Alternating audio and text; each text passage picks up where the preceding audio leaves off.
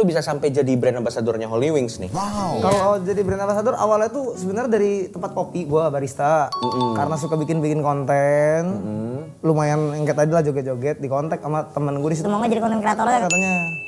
Pas Covid mau konten kreator di Holy Wings ya mau lah. Terus di sono pas nyampe ternyata ditawarinnya jadi BA.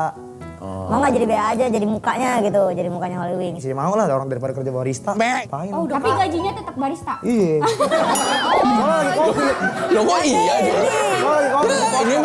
Ini mah bintang tamunya lebih kosong daripada narasumbernya ini banget. Kok kamu ini sih? Kayak kok mau sih dibayar gaji barista tapi dengan kreator? Beneran tapi saat itu ya. Serius saat itu Emang iya. Kalau ada mau kayak dibilang gitu? serius iya kan lagi Covid jadi potong masih. Tapi kalau saat itu dengan susahnya pekerjaan itu udah good deal. Iya. Oh, iya Dulu kan? kan di kopi kan Covid nggak ada yang Gak ada yang jual. datang. Lu disuruh bikin konten berapa kali di sebulan? Oh bagus tuh. Dulu lumayan banyak tuh, 1 hari 10.